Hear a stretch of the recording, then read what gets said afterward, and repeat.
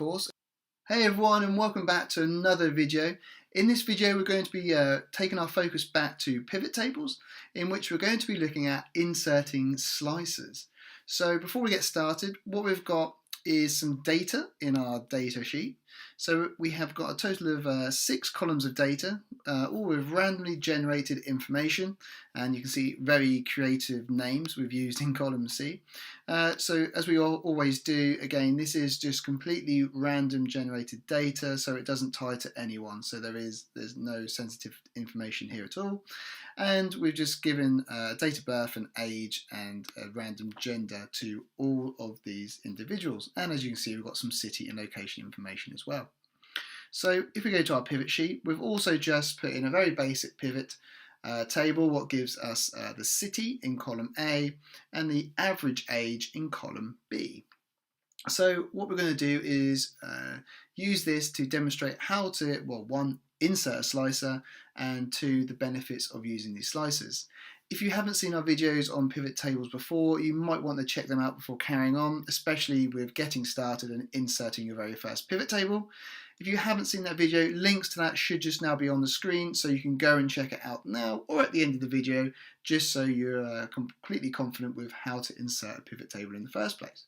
So the benefit of slicers are basically, or they are filters for our tables, but they allow us to filter a pivot table or multiple pivot tables without having to actually filter the table itself by either drop downs or using the filtering that we have available in our pivot table in our filter quadrant of our pivot table panel, what you can see on the right of the screen here now.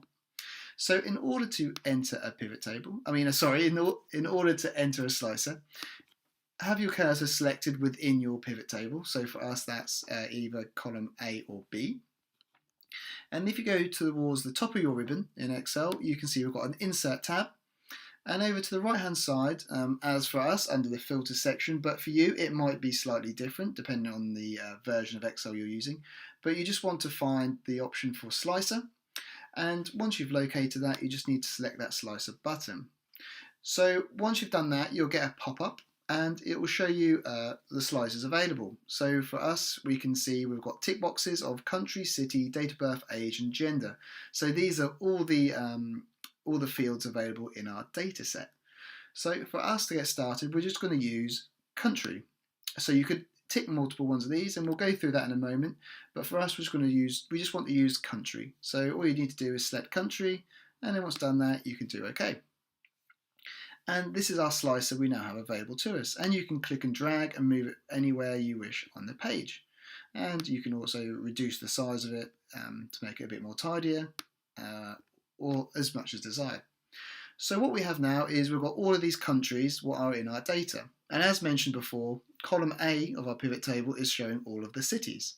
So if we want to do a summary or see what the average age, as we have in column B, is for a number of cities or all the cities within only one of these countries, all we need to do is find the country. We'll go for United Kingdom, select that country, and the pivot table will automatically update for you. So you can see we can now see the average age by UK city for the whole of United Kingdom. If you wanted to do Spain instead, then obviously you can do that by selecting Spain. Or if you wanted to select multiple items, you can select multiple ones by holding either down Control or Shift on your keyboard and selecting the multiple ones you wish to look at. And that will build up as shown there. And then if you decide you don't want to have any filters applied and you want to clear them, you have this clear filter button here, and there's also the shortcut key you can see of Alt-C available as well. Cool, and so that's using the slicer. So what we also want to do is, as we said, we don't have to use just the one, and we'll just remove this slicer for the time being. So this time we want to enter two. We want to do country, and we also want to do gender. So let's do Insert. Let's go over to our slicer sheet. And this time we're going to select country and gender. So all you need to do is tick as many as you wish to insert and then select OK. And you can see that this time, simply put, you just now got 2 slices rather than the one we had originally. So you can now move these anywhere you wish on your page. Let's just put them there just to be a bit tidier, maybe one above the other. And now what we can do is we can see or change what filters we have. So if we wanted to just look at the male, or average age for all males globally, we can see that's updated here by selecting male or female, and therefore clear filter as well. But more so, what we're able to now do is we can look at, say, the United Kingdom, and we can see what that looks like for the United Kingdom. And then if we only want to do the females, we could do female, and if we wanted to do male, we could also just do male like that. And that's as simply as it is.